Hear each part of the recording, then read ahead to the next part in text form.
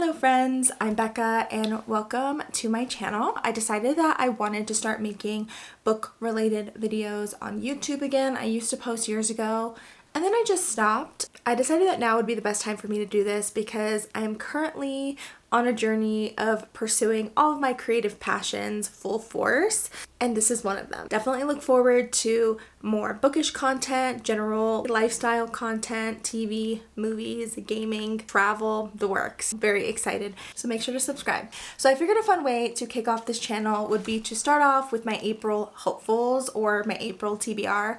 I am a mood reader through and through, so as much as I would love to stick to like a strict list every month, I would probably hate my life if I did that.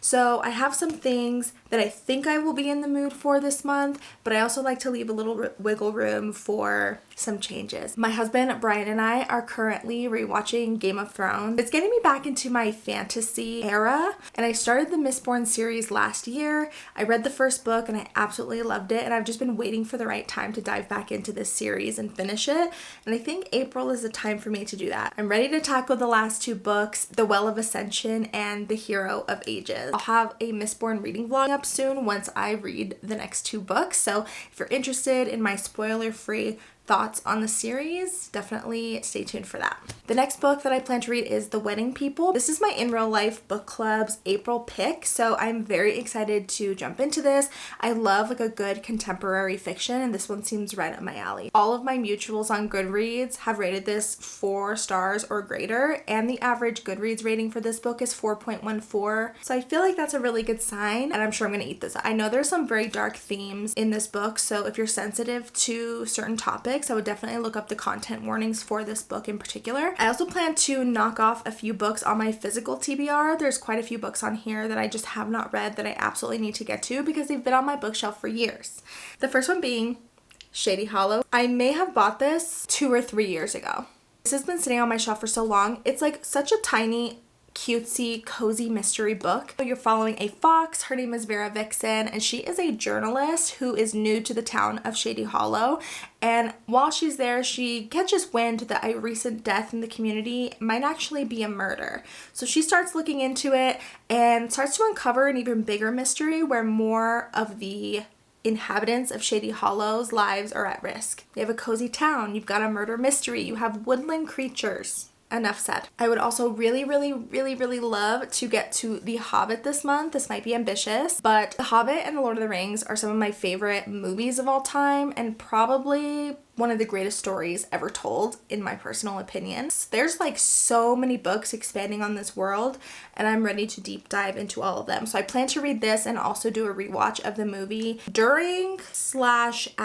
I haven't decided yet. We'll see. This is just like the perfect spring read.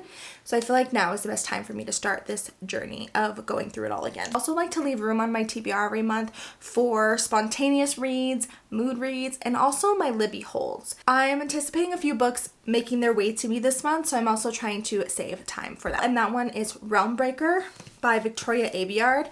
Yes, I do have the physical copy of this book, but I have the audiobook coming on Libby, so I plan to do an immersion read, and that is where you listen to the audiobook and read the physical or ebook at the same time, and that is the superior reading experience. So I like to do it mostly with Libby because I can't afford to buy books and audiobooks at the same time, so I like to use the library audiobook resources for that. I also got this on Pango for like $3, so we love a good savings. I'm excited for that to come, so I'll probably be starting this series as well. I've heard this is like Lord of the Rings, If the Fellowship Failed, and All Died, plus Guardians of the Galaxy, so I don't know what to expect, but it sounds amazing. And the last Libby hold that I have is Vera Wong's Guide to Snooping on a Dead Man. I read Vera Wong's Unsolicited Advice for Murderers last year.